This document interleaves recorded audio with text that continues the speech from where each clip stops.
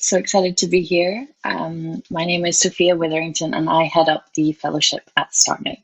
And today I'm going to share with you what we've been doing on our programs to impact diversity at a tangible and impactful level.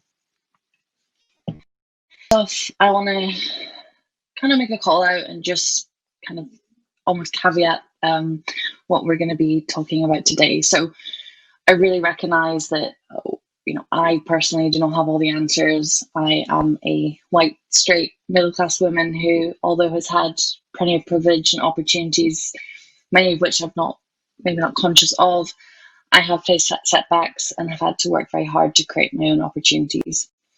I think I speak for most women that have felt marginalised and to feel less than what they are, and to learn to stay quiet. And I kind of want to speak to that a lot today. Today, I really want this to be a conversation. I want your feedback. I want to better understand. I hope that the work that we're doing at Startmate is making actual change. And so I really am calling on everyone listening today that if you hear anything that resonates or frustrates you, please do jump in the chat or reach out to me afterwards. I'm really excited to share the work that we have been doing at Startmate, and just want to highlight the fact that we're just getting started, and can't wait for how the programs will continue to grow and impact and unfold. And it really is an honour doing the work that we do at Startmate, to be at the epicenter where real change is happening. I'm going to be mostly focusing on gender diversity today, but I do want to touch on the fact that how we think about intersectionality and how we've created programs with age, race, cultural backgrounds, and LGBTQIA identifying people in mind. So our grand mission, and why we're doing what we're doing and how diversity feeds into this is we want Australian and Kiwi-born startups to generate the majority of GDP locally. Startups can actually be the number one contributor to our economy. How we get there is, I guess where I see our responsibility is, but we must create pathways and back the people with a burning design to change the way that we live. Our mission is to push boundaries on how things are done today, to accelerate positive change and cultural shifts in the community, and to empower absolutely everybody to do that. What we are as a community doing it and creating opportunities and clear ways in, and those pathways that I'm going to speak more about. And then how are we backing that diverse talent once they are in and making them feel that they belong? So just a brief overview of our community, and then I'll kind of talk about how this then feeds into the work that we've been doing. So our community is made up of founders, operators, mentors, and investor. At its epicenter of Startmate is our community, and we have a responsibility to break down conventional wisdom and open the eyes of future generations to not maintain status quo and to build the future. And this very much applies to the way that we think about diversity and what we're actually doing about making shifts. So we believe our community can build paths to new horizons, paths to a place where experimentation and creativity is celebrated. One of our core values that we absolutely hold true to every work and everything that we communicate and everything that we do is that we value ambition over talent, the hungry, not the proven, regardless of a person's background. And today I want to demonstrate the progress that we have made, share with you what we did to get there, and hopefully give you some ideas to take away and implement, and also to a very space for feedback.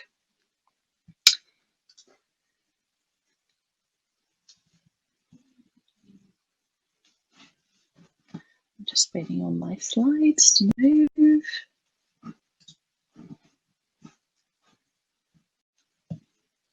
I'm not sure why it's not moving.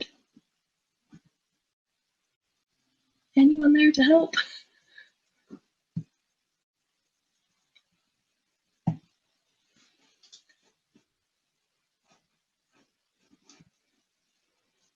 not sure. Okay. Oh, here we go. Okay, I'm in. So where are we at?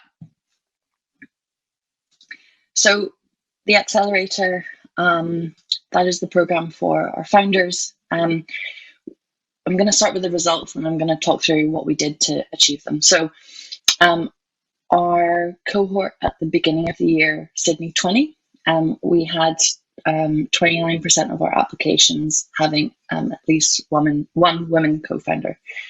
Fast forward 6 months, and we have improved that to 41% of applications coming through. Converting that then to who then got onto the program, we went from 36 with one woman co-founder to 56%. And so that is really noticeable change that we've managed to achieve over 6 months. And that was really through conscious outreach and programming that I'm going to dig into in a little minute. And then the fellowship, which is what I head up at Startmate. We all know that gender balanced teams have shown to achieve higher profit margins, customer satisfaction, and employee retention.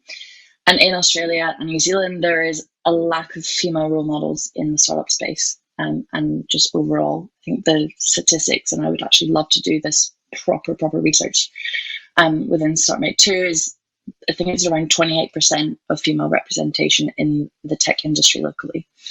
So with the fellowship, our mission is to actively create opportunities for women from diverse background and experiences to enter startups.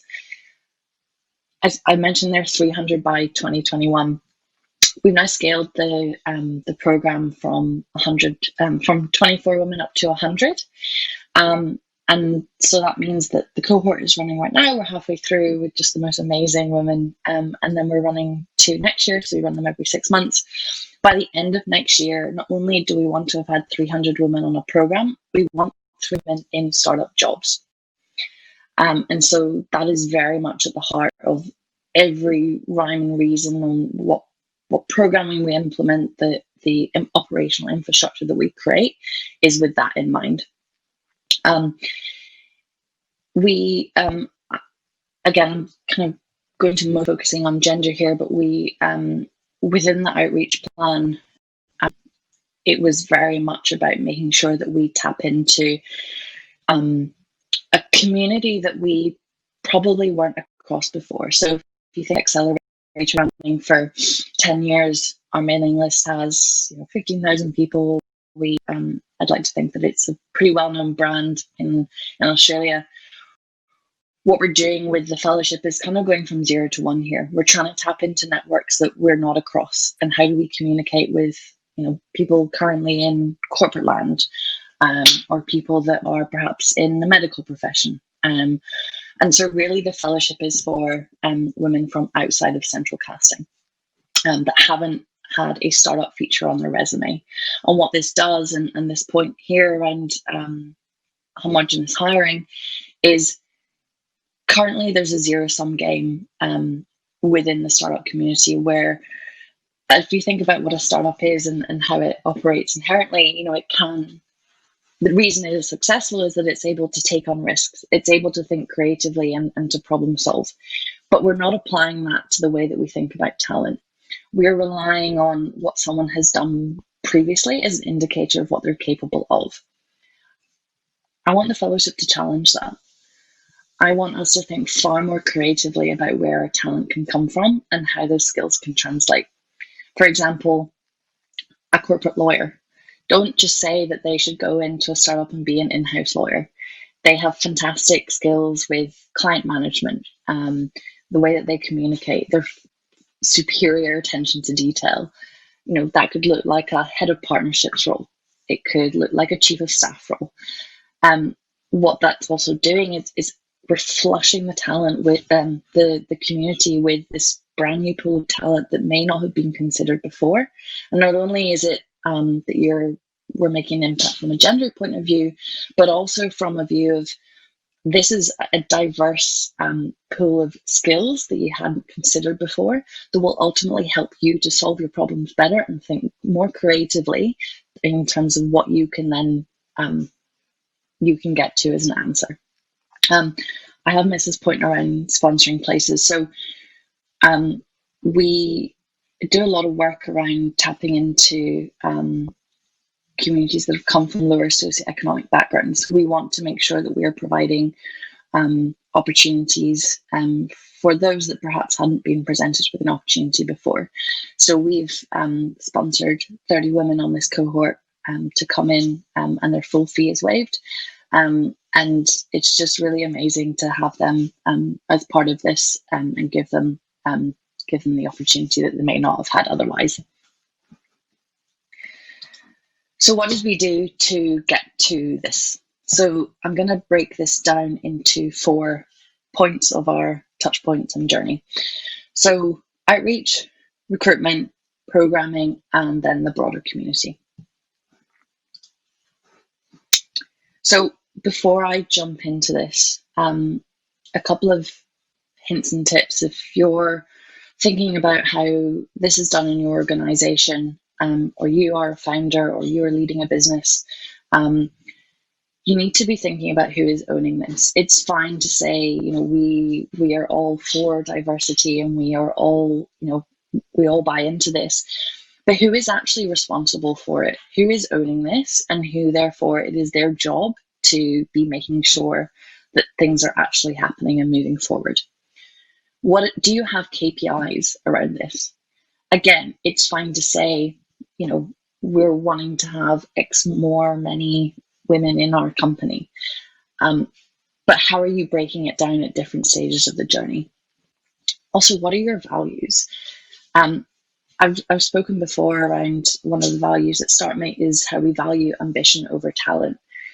And that in itself, what we're communicating with those words is that, we value people coming from different backgrounds. We don't necessarily care what you have done before or what background you have come from. We deeply care about different types of talents. We are extremely transparent in the way that we work. And ultimately, we are all very much bought into this end goal, what I talked to at the beginning of the presentation, which was around that ultimately we want to put Australia and New Zealand on the map as a top tech player globally. We want our startups to be the #1 contributor to our economy.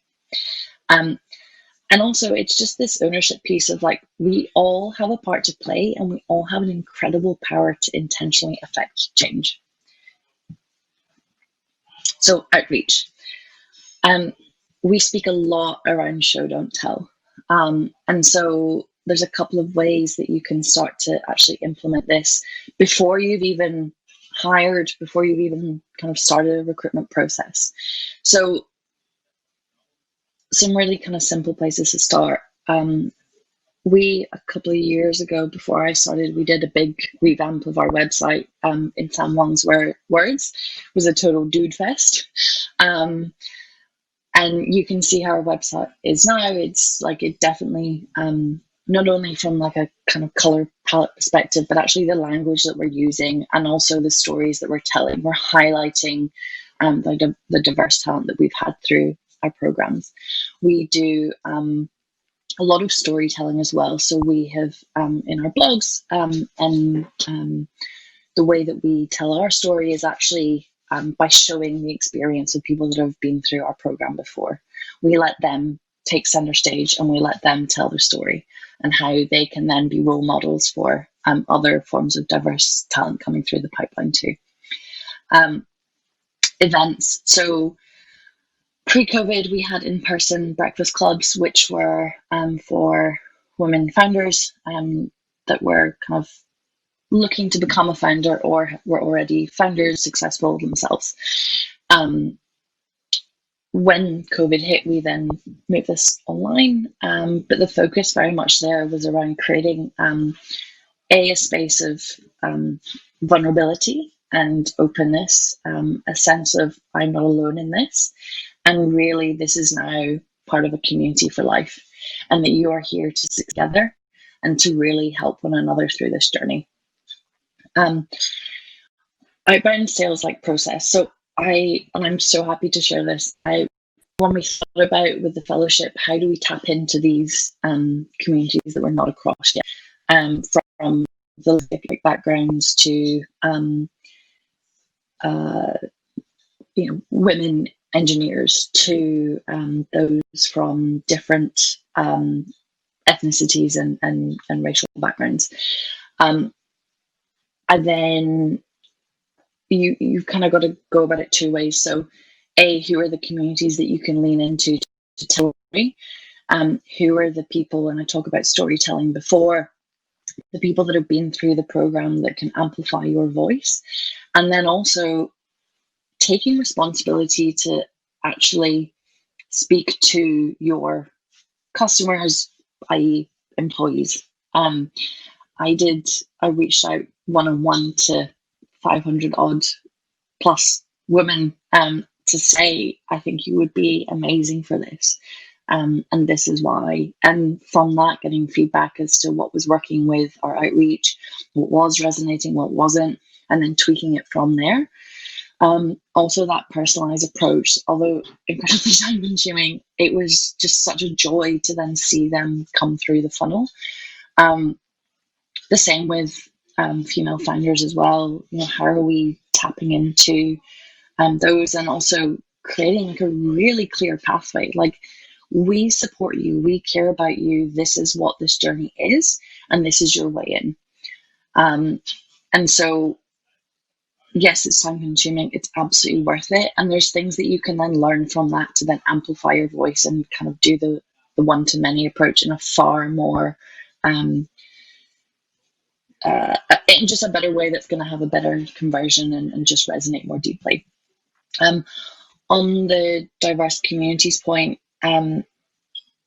it's also the recognition of we don't know what we don't know. And so I tapped into leaders of BIPOC communities, women in STEM, again, women from lower socioeconomic backgrounds that have access to those people. I sought their advice, listened. Again, it was tuning the language as to how that works, and also then feeding into ultimately what the program would be and what the recruitment process would be like.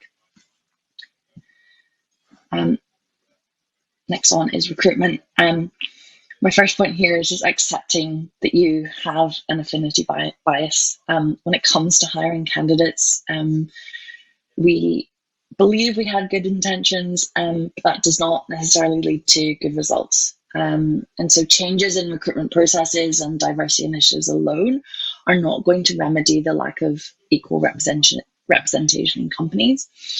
And individuals who are often making the final hiring decisions need to address their own bias. What I mean by affinity bias is we have a more favorable opinion of someone like us. So in hiring, this often means referring or selecting a candidate who shares our same race or gender, or who went to the same school, or who speaks the same language, or who reminds us of our younger selves. We all do it. It's totally fine. But what can you actually put in place to go around that bias and not make it a problem in your recruitment process? So how did we attempt to go around this? So read, network, and learn. Read broadly and wildly. Seek out resources that you wouldn't normally come across. Look for books and articles from underrepresented communities. Network, I've kind of touched on it on the point before, but who are leaders of these communities that you can speak to that understand the inherent issues, the language that is to be used, and kind of how you can best support, and learn firsthand from their experiences. Experiment, again, like my favorite thing about Startmate is we are one big experiment. Nothing is set in stone, and I think that we will learn something from every single person that we speak to. We reflect deeply on everything that we create and change, and it's great. And I think that even though you may reach gender parity in your workforce, it's something that you should never ever take your eye off. We use Applied. If you haven't come across Be Applied, please do check it out. It's basically a blind tool. It's a platform for your recruitment that absolutely anonymizes all data. And so what it allows a candidate to do is to showcase their capability for the role versus focusing on any demographic information or historical job information. So we're no longer looking at companies people have worked at. I think we can see something like Google on someone's resume and think, oh, then they must be amazing, versus, company that we haven't heard of, and just kind of make some inherent assumptions about their experience there. And so it just strips all of that out, and it tests you for what are you actually going to be doing in the job that we're recruiting for. We absolutely love it. We use it for all roles at Startmate and at Blackbird, and we used it at scale at the fellowship. So we had over 600 applications, and we put everybody through this process. And at the back end, and then this leading into my point on interviews, but also with kind of any stage of your recruitment processes, you need to have a diverse panel of reviewers. So with Applied, you have 3 to 4 people look at every single answer. They must themselves have different points of view, different perspectives, different backgrounds, to then take the average of those different perspectives. The same with interviews. We do this crazy thing where we do 10 by 10 minute speed dating interviews, and that's both for our accelerator and the fellowship, where you meet 10 different people within the startup sphere that interview you. It's a pretty structured operational process. The questions that we test for are also really structured, and I think that's important too, to have structured questions, to challenge yourself to ask better questions. And then what you then spit out is this data, and you have enough data to make an informed decision based on you can then take a bit of a quantitative approach to a recruitment process is typically that typically leans on external biases and how we like that person. And then programming. So, or I guess also recruitment, if I'm talking about programming, this could be once you've hired them into your company. So once you have hired them, or once you have started them on your program. I'm going to talk mostly then now in a virtual world, and I think that we need to think of just the opportunities that this creates versus lamenting the fact that we miss the face-to-face piece. I actually think almost COVID has been this amazing thing for us, because we can now host more founders and more fellows from all over Australia and all over New Zealand. We can be far more flexible about the time of day that we run events. People have families, people have other commitments. There is just a far higher degree of flexibility that we can bake into the program. As well, there are now far more job opportunities for people coming onto the program and then looking for that job at the end that extend your local parameters. I also want to talk about belonging over inclusion. Belonging is a core human need. With the programs that we have, it's about making people feel that we have built this space with them in mind. This is their program. This is for them to come and be their best selves, and ultimately, try and jam in 12 months of learning into 2 or 3 months, but also to come away with a community for life. Organizational infrastructure. What I mean by that is, how are you setting up a support system to create a sense of intimacy, community, and connection? And so what tools are you using? What weekly rhythms do you have? What are some of the rituals that are in place? So a couple of examples. At Blackbird, we spent a couple of weeks where one person each morning would show up at 8:45 and had 15 minutes to tell their life story. And then we rotated around everybody each morning. I think it took us a couple of months actually to get around everybody. And it was just amazing to take the space and time to hear everyone's unique and fantastic journey. And so, again, this is really kind of, and I'd love to go into this in more depth, but what are the things that you're actually doing once people have been hired to make them continually feel that this is a place where they can do their best work. And then community. So if we also think about the broader community, so Startmate is a team of 4 people. We are nothing without our community. And so how we empower our mentors, our coaches, and the entire support system to give back, really, that is the power of our community. I guess applying that then to working in a company, it's how are you enabling and empowering your employees to support one another, and to create this workforce that has that sense of belonging, and it is everybody's responsibility to have that in mind. We've also created a code of conduct. We have community guidelines, and that is very much the heart of what everyone's role is. And it's very clear, and it's very actionable and easy to digest. We've also made a very deliberate effort to attract women mentors and coaches to the program, and so that is a representative of the ecosystem, and how we want it to become. Female mentors as well are beacons for talented women founders or fellows who want mentored and help with their businesses, and also getting a job in the startup ecosystem. So that's just some of the things that we've been doing, really acknowledging that we are 0.05% of the way there. I'll have a hell of a lot to learn, a hell of a lot more progress to make. And yeah, I really do call on the community for your support and your ideas, and just to really help amplify the message, and to take the responsibility on that we all have a role to play in this. So I'm going to jump over to Slido for questions, but as well, please do connect with me on Twitter, LinkedIn, and feel free to email me as well. Cool.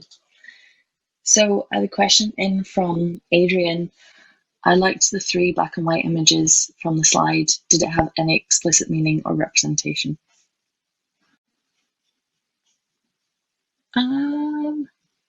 Not sure which one. I think you meant the mini. No, not really. I'm not really sure what you're getting at there, but yeah. Is there any other questions?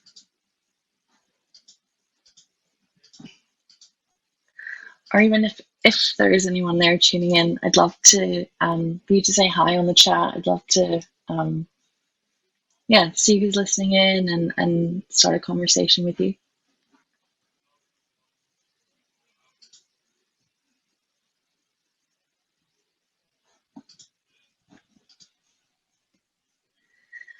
Atifa, have there been any negatives of using Applied for a blind hiring process? It's a funny one, because I guess what Applied doesn't allow for is referrals. So I think if you're hiring perhaps a more senior role, where you may have previously headhunted them, and you're kind of having to sell them in versus they're actively looking, I think that there's a chance that you miss really exceptional talent that wasn't necessarily looking for a role, and they've not really had enough of an opportunity to buy into your journey yet.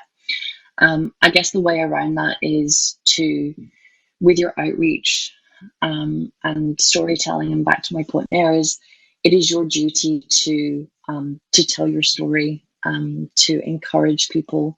The other thing is we still do that one-to-one reach out and really encourage people to apply. So that's kind of my main negative use case of it. From Mel, what have you found to be the greatest hurdles when implementing gender balancing practices? Um,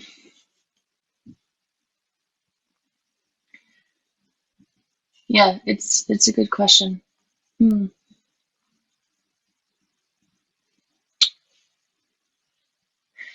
I think it's about you've really got to have everybody in the team involved. You've really got to have not only the people that are out there kind of with the outreach and as the recruiter or as the founder talking about it, it is it is everybody's responsibility. And so it's not necessarily about implementing the practice, and I'd love to maybe dig a little bit deeper on what you mean by practice. But it's not necessarily just about, okay, we've implemented a process. It's actually, and then what? So what do you do with, okay, cool, we've managed to have 50% of our applications are from women founders, but then what? How does that convert to who you actually hire or who you actually bring onto a program? Um, the other kind of thing that I would point out is um, back on my point around the interviewing and looking at who's kind of making those decisions. Is that a representative and diverse panel as well? And so, how are you again getting everybody on board to help you make this decision and amplify your voice? And again, it is show don't tell. Like the proof is in the results that you get, and never ever ever taking your eye off them. I hope that answers your question. I'm super happy to chat a little bit further about that with you offline. Um, Hi, Teresa. I like your focus on show, don't tell. Yeah, thank you. um, hey, Beck. Nice to see you. Alex, hello. Yeah, Alex is on the fellowship currently and recommending it to any women out there. Yeah, please come join us. The next cohort will be March next year, and we'll kick off recruitment in early Feb for that one. Lou, I'm creating regional bilingual refugee ship incubator to harness implicit talent in the recently arrived socially economically marginalized communities. That's awesome. Please tell me more and share with me this incubator. I'd love to help amplify that for you. And again, like with the outreach, and this back to the point of give the community a job. Like I cannot do this all myself, and so how am I engaging with community stakeholders, with fellow alumni, with founder alumni, and helping them amplify your message? You can't do this all yourself, and so the best use of your time is like building your relationship with people that can trust you and then amplify that message for you. Part two from Lou. Could this add value to your org, i.e., feeding talent through to you? Yeah, for sure, for sure. And this is, I'm always looking for ways to tap new pools of talent. So like bilingual refugees, amazing. I'd also check out the work that Generation Australia are doing. Absolutely love their work. It's something you should definitely check out, and anyone should have a look into. Atifa, I look back at my notes. When you say Startmate website used to be a dude fest, what did you mean and how did it change? It was just full of men and like the color scheme. It was just like, it was super ugly. It was not welcoming. It was before I joined that it was completely rebranded. Freya Berwick, who used to work at Startmate, did an amazing job. And it was actually distilling into like, what are our values? What are we trying to?